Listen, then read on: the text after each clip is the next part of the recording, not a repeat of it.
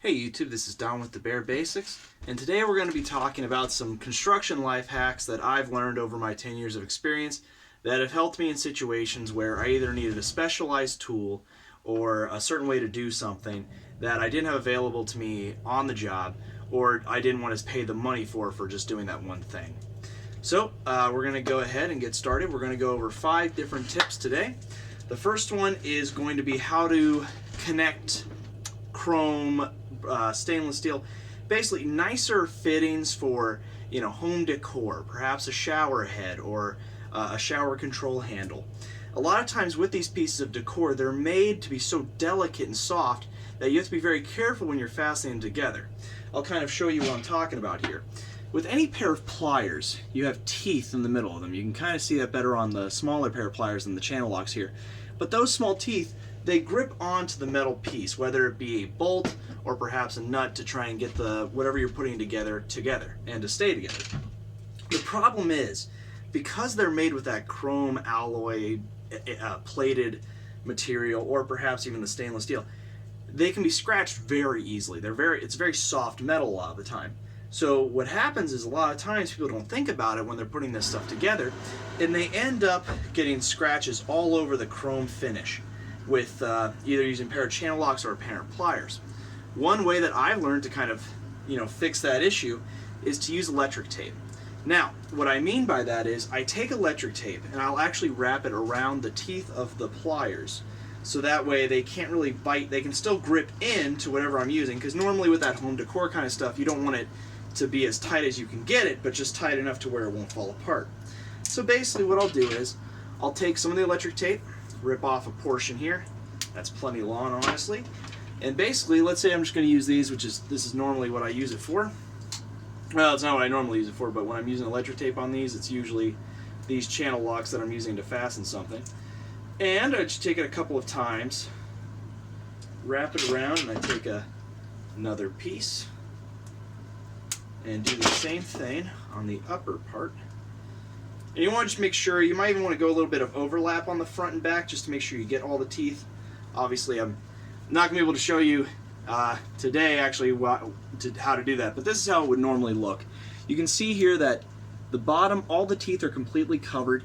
If you push in enough, and I don't know if you guys will be able to see that, but you can still see the ridges of the teeth. I can still get some pretty good pull or grab traction on these things if I needed to fasten something, but not so much to where I'm going to scratch up the metal plating. You can see on the top I did as well. I kind of didn't get all the teeth. As you can see, you want to make sure you do get all that if you ever were to try this trick, because you want to make sure not to scratch any part of whatever you're trying to fasten together. Alright, we'll go ahead and move on to the next one now.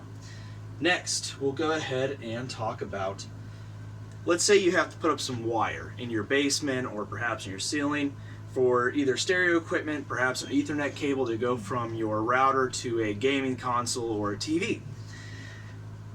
However, you don't want to go to, Home Depot or Lowe's to buy wire fasteners. They usually come in boxes of like 100, I think, and you're probably only going to use maybe 8 to 12 or maybe a little bit more depending on how much wire you're actually going to be running.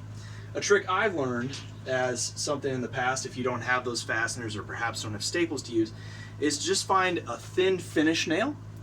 You can kind of see this is very thin. The head is just as thin as the entire nail body. What you're going to do is you're going to hammer that nail in about halfway, kind of right below where your wire is. And then you're going to either use a hammer or a pair of pliers to bend the other half of that nail over the wire, kind of like a makeshift staple. I'll kind of show you what I mean with the next part of the video here. Now, number 3, we're going to go ahead and talk about if, let's say you're on a job and you have to put a screw through a piece of wood to connect 2 pieces of wood together. However, let's say your drill is fried, maybe you don't have your drill on you, or for some other reason you don't have a drill and you can't use yours. So, one thing you can do, say you've got a regular 1-inch screw here, you can start it with the hammer, tapping it into a piece of wood, and then finish it off by using a normal screwdriver. Obviously, if you have a hand rotary drill, you can use that as well. However, if you're just trying to put in a couple of screws to attach a couple pieces of wood together and you don't want to buy a drill, or perhaps yours is broken, this is a good simple way to do it in a pinch if you need to. Number 4, we're going to go ahead and talk about, let's say you have to mix some cement, maybe perhaps some concrete, maybe you have to do a little bit of touch up on your foundation because you found a small hairline crack. You don't want to buy a whole 80-pound bag of Quikrete. You don't want to buy a whole 5-gallon bucket of some sort of miracle fix. But you don't want to buy a mixer and all this other stuff to be able to mix all that together just to fix a small crack. Now, one thing that I think everyone has in their house that they can use is a coat hanger. You want to make sure it's a metal one. Basically, what you're going to do is you have your pair of pliers. I've kind of talked about this in a prior video. Your pliers have this little kind of wire snip thing. I'll put down the coat hanger first so I can actually point.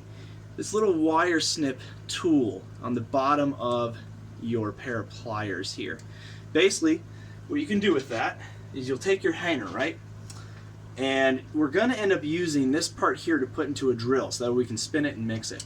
So you want to get as close as you can to the other twisted part of that, and you can either bend it or using that tool, snip it off like that. I'll have to find that later.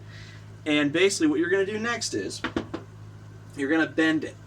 So basically pretty simple. This kind of gives it the appearance of having two kind of fins to it, right?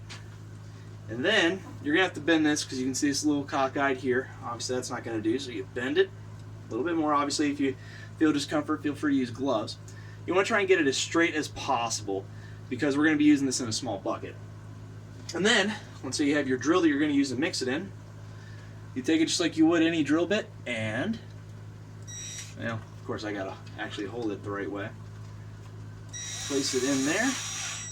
And now, obviously I'm not going to put it on full speed here, but now you've got something that you can twist. Kind of like basically a beater for a cake mixer or anything like that for making pastries. But instead, it's a coat hanger with a bit of thick wire to it. So I'll show you guys how to use that as well in the next part of this video. Now, for the fifth tip and trick. Let's say you have a piece of metal that's going over a piece of wood, and you have to secure it to that piece of wood. Now, the problem is a lot of times metal bits for a drill that make holes like that, they aren't always clearly marked. Sometimes they're hard for just a lay person to know what kind of drill bits can go through wood, which kind can go through metal. And if they just have some laying around, they might not have any idea what kind of material they go through. One little kind of, trick to get around that is if you have a metal screw. So metal screws are usually very small. They usually have a 1/4 inch or 5/16 inch head. They're very small, but they're made with a special point here, and I know that won't focus well. Sometimes there's what they're called self-tappers. It looks like a small kind of pentagon at the top of it. This one's just a small self-setter. And you would basically put this in your drill through the piece of metal, and then unscrew it to make a small hole. From there, since you've got your piece of metal with a hole in it, now you can use any type of screw you need to, whether it be a drywall screw or a wood screw, maybe even an exterior screw, to puncture through that hole. Since you've already gotten through the metal, the part that the screw wouldn't go through on its own, and now you're just going through the piece of wood which the screw was actually made to go through. I'll show you how to do that in the next part of the video here as well. Alright YouTube, for this first part of the video we're going to show you what I was talking about before by taking screws, a normal hammer, and a screwdriver and basically making your own manual drill. We're going to go ahead and attach this piece of board to this pallet to create some sort of Frankenstein creation. So like I said, you're just going to start this just to get the threads in there. If you really had to, you probably could use the hammer to get through most of the way. But after that, you're going to go ahead and start using the screwdriver for its intended purpose. And it's going to go through this wood. Now you can see it probably raising a little bit on the screen there. It's because the bottoms come through. You can kind of see it there. Now what we're going to do is, we're going to do exactly what we did before with the hammer. And get that thread started. Now that's started, we can get attached here, and boom, now we're on there. Get a little bit closer as well so you can kind of see a little bit better what I'm doing. Pretty simple again.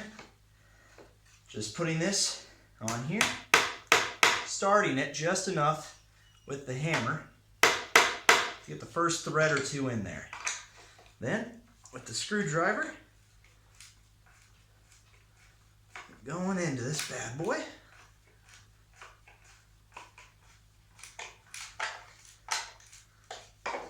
Go ahead and hit it again.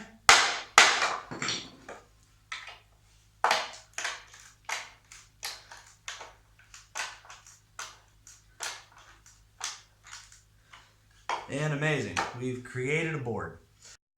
Another bonus life hack, YouTube. Basically, if you have a gallon container, an old one that's empty, like a gallon of milk or something, you can take off the top and use it as an impromptu mixer for your small mixing project. So we're going to be using the coat hanger mixer. We've got our cement mixture in here with a little bit of water.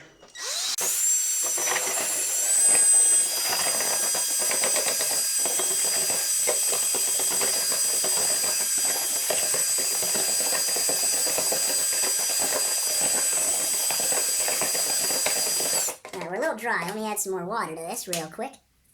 Alright, we added a little bit more water.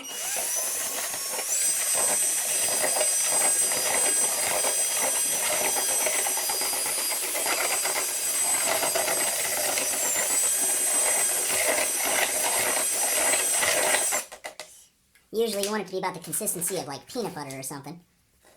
Add a little bit more there. And I'm on the low speed as well. I could go up to the high speed, but the problem with this is, since this is kind of a thinner piece of metal, you have to be very careful.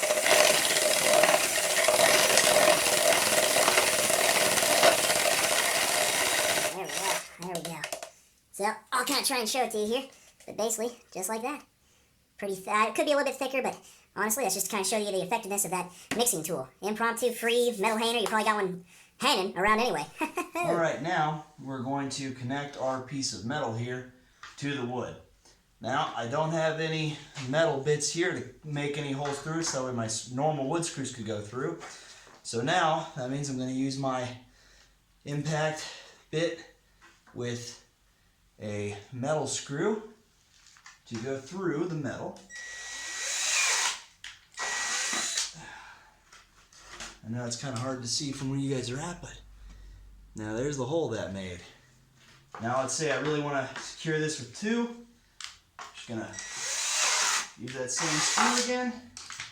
Now I've got two holes, and that should be big enough for my normal wood screws to go through and fasten this piece of metal down. Awesome. Don't need metal bits to get the job done. And now finally, we're going to take a piece of wire here. We don't have any normal fasteners that you would buy at Home Depot or Lowe's, but no problem. We're going to take some of our small finish nails. We're going to nail them in where I want the wire to go and be tight, and then we're going to bend them over with the hammer or a pair of pliers. Let's go ahead and get started. Like I said, you want to get about halfway, but again, since it's only holding a wire, it's not like it really needs to be super secure, just enough. And let's go ahead and there we go.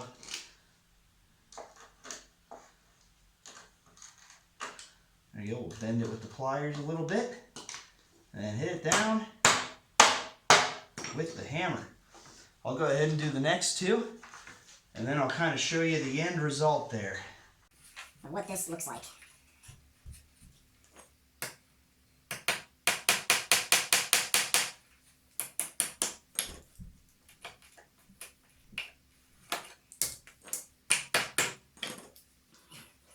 One more.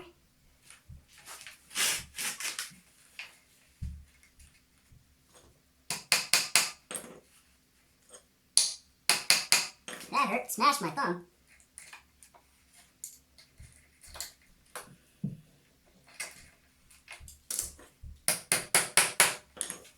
Alright, as you can see there, it isn't the prettiest thing, but the wire's attached. It's definitely not going anywhere. Let's see if we can pick it up. Yeah, piece of cake. Oh, goodness. I'm going to be honest with you guys. I don't know what I've created. And there it is, YouTube. That's 5 different tips and tricks that I've used to help me get through jobs when I don't have the proper tools or materials with me. Hopefully you like the material and content so far. If you do, like and subscribe, and comment what you think that thing's name should be, that little Frankenstein's monster piece of wood in the garage I have now.